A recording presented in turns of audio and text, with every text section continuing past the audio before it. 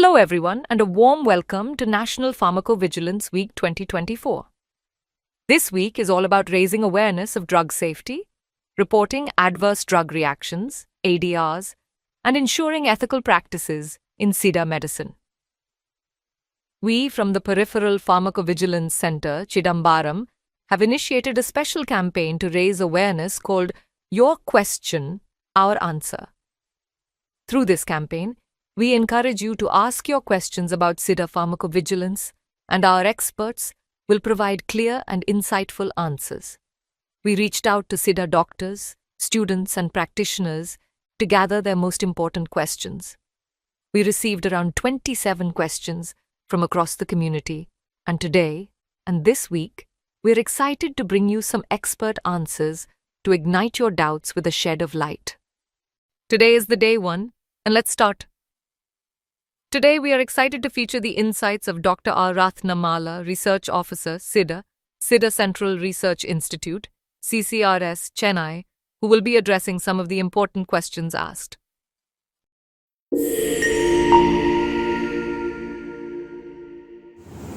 Good morning, one and all. Myself, Dr. Rathnamala, working as a Research Officer at SIDA Central Research Institute, CCRS, Chennai.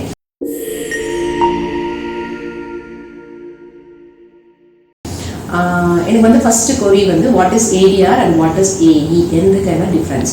So when ADR ஏஇக்கான difference is very simple. Any untoward reaction நீங்கள் மருந்து கொடுத்ததுக்கு அப்புறம் absolutely due to மருந்துனால வந்ததுன்னா that is called adverse drug reaction.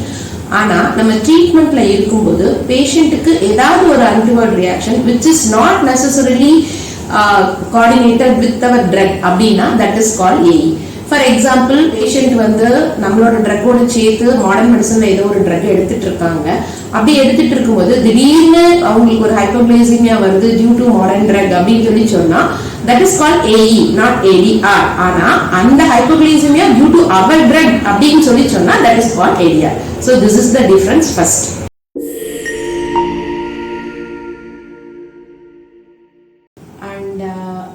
நான் ஏடிஆரை report பண்ணுறதுனால என்னுடைய கிளினிக்கல் ரெப்யூட்டேஷன் பாதிக்கப்படுமா? இதுதான் வந்து அடுத்த கேள்வி. Absolutely not. இப்போ நீங்கள் உங்கள் கிளினிக்கில் ஏதாவது ஒரு ஏடிஆர் அப்படின்னு நீங்கள் நினைக்கிறீங்க, பட் நீங்கள் நினைக்கிறதுனால மட்டுமே அது ஏடிஆராக எப்பவுமே ரிப்போர்ட் ஆகாது. பட் எனக்கு இது ஏடிஆராக தோணுதுன்னு ஒரு ஃபிசிஷியன் ரிப்போர்ட் பண்ணும்போது அந்த ரிப்போர்ட் வந்து it will be scrutinised with multiple levels. அது நிஜமாவே அந்த ட்ரக்னால தானா அப்படின்னு நம்ம பண்றதுக்கு நிறைய படிநிலைகள் இருக்கு.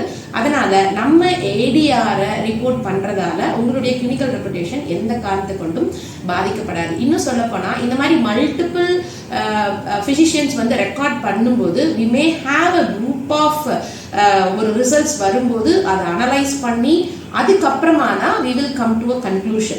ஸோ நீங்கள் ஏடிஆரை ரிப்போர்ட் பண்ணுறதுனால எந்த விதத்திலையும் உங்களுடைய கிளினிக்கல் ரெப்யூட்டேஷன் பாதிக்கப்படாது. அதே சமயத்தில் உங்களுக்கு ஏதாவது ஆக்ஷன் எடுத்துருவாங்களோ, நம்ம ட்ரக்குக்கு ஏதாவது சேதாரம் நடந்துருமோ நினைக்க வேண்டாம். ஆக்சுவலாக it strengthens our drug, okay, our system.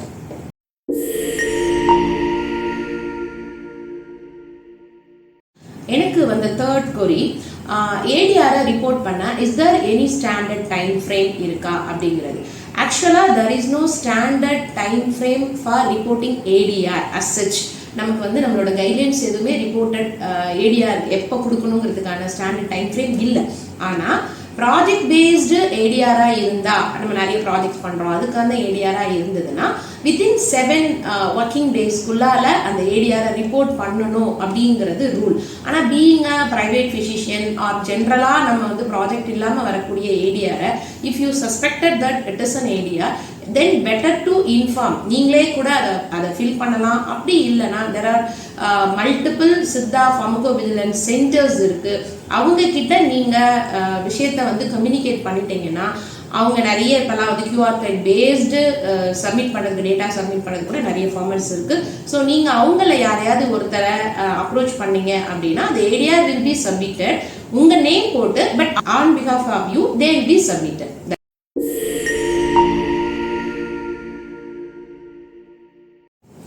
And fourth question வந்து it's about misleading advertisement. Misleading advertisement வந்து நான் எப்படி ரூலை பிரேக் பண்ணாமல் என்னோட கிளினிக் அட்வர்டைஸ் பண்ணுறது அப்படிங்கிற கேள்வி நிறைய பேருக்கு இருந்தது. ஆக்சுவலாக உங்களுடைய கிளினிக் வளாகத்துக்குள்ளேயே இல்லை கிளினிக்குக்கே நீங்கள் ஒரு போர்டு வைக்கிறீங்க அப்படின்னு சொல்லி சொன்னால் அதில் you can display what are the diseases you are managing, அது என்னென்னலாம் நான் பார்க்குறேன் அப்படிங்கிறத நீங்கள் தாராளமாக வச்சுக்கலாம். Even you can give pamphlets, இல்லைனா வந்து வெளியில் அட்வர்டைஸ் மட்டும் நீங்கள் பண்ணலாம். But you have to be very careful in writing words. என்னை பொறுத்த வரைக்கும் ஒவ்வொரு சித்தா ஃபிசிஷியனுமே வந்து drugs and magical remedies act 1954 பற்றி தயவுசெய்து படிங்க, தேவைப்பட்டதுன்னா எல்லாருக்கும் நாங்கள் சர்க்குலேட் பண்ண ரெடியாக இருக்கோம். There are having certain rules that அதில் இருக்கக்கூடிய அந்த 54 வியாதிகளுக்கு நம்ம ட்ரீட்மெண்ட் கொடுக்குறோன்னு சொல்லலாமே ஒழிய we can't say that 100% cure, நிரந்தர தீர்வு அண்ட் கேரண்டீட் அப்படிங்கிற மாதிரியான முழுமையான தீர்வு, இந்த மாதிரி விஷயங்களை வந்து நம்ம வந்து நம்மளுடைய அட்வர்டைஸ்மெண்ட்ல சொல்லக்கூடாது. அதுதான் மெயினான விஷயம். ஃபார் எக்ஸாம்பிள் என்சிடியில் வரக்கூடிய டயபெட்டிஸ், ஹைப்பர் டென்ஷன், ஹைப்பர் கொலஸ்ட்ரீமியா இந்த மாதிரியான வியாதிகளுக்கு நான் முழுமையாக தீர்வு தர்றேன் அப்படின்னு சொல்லிட்டு நம்ம கமிட் பண்ணக்கூடாது, which is against the rule. So இதை நம்ம தெரிஞ்சுக்கணும். அண்ட் அடுத்த கொஸ்டின் கூட இதோட தொடர்புடையது தான். அப்போ நான் என்னோட அட்வர்டைஸ்மெண்ட்ல என்ன வந்து நான் போடணும், நான் சேஃபர் சைடு என்ன போடணும் அப்படின்னா, எப்போவுமே நெவர் ஃபோர்கேஸ் பண்ணாதீங்க. பேஷண்ட்டோட பிஃபோர் ஆஃப்டர் பிக்சர்ஸை முடிஞ்ச வரைக்கும் நீங்கள் வந்து அதை டிஸ்பிளே பண்ணாதீங்க. அப்படி பண்ணுறதாக இருந்தால் பி கேர்ஃபுல், அந்த எத்திக்கல் கைட்லைன்ஸை ஃபாலோ பண்ணுங்கள். அவங்களோட ஃபேஸ் ஐடென்டிட்டி எல்லாத்தையுமே கட் பண்ணிட்டு நீங்கள் வந்து அதை வந்து டிஸ்பிளே பண்ணுங்கள். அண்ட் மெடிசன் பொறுத்த வரைக்கும் always better to clearly mention what are the medicines you are giving. ஏன்னா நிறைய ப்ரிஸ்கிரிப்ஷனில் we are having A churnam, B churnam அந்த மாதிரிலாம் இருக்குது. அடுத்த லெவல் ப்ரிஸ்கிரிப்ஷன் ஆடிட்னு வரும்போது it is the right of the patient that what they are taking. So மெடிசின்ஸை நீங்கள் கொடுக்கும்போது முடிந்த வரைக்கும் அட்லீஸ்ட் உங்களுக்குள்ளே இருக்கிற மாதிரியாவது அந்த ப்ரிஸ்கிரிப்ஷனில் தெளிவான ப்ரிஸ்கிரிப்ஷனாக கொடுங்க. This is what how you can over come. If suppose இந்த ரூலை நீங்கள் ஓவர் கம் பண்ணீங்க, இந்த ரூலை நீங்கள் வந்து பிரேக் பண்ணீங்க அப்படின்னு சொல்லி சொன்னால், இப்போ கவர்மெண்ட் ஆஃப் இந்தியாவும் சரி, மினிஸ்ட்ரி ஆஃப் ஆயுஷும் சரி, தே are taking stringent actions against the people who are doing misleading advertisements. அதுக்கு நிறைய வந்து பெனால்ட்டி இருக்கு அண்ட் ஈவன் இம்ப்ரிசன்மெண்ட் கூட கொடுத்துருக்காங்க. அதனால ட்ரக்ஸ் அண்ட் மேஜிக் ரெமடிஸ் ஆக்டை தயவு செய்து கோ த்ரூ பண்ணுங்க.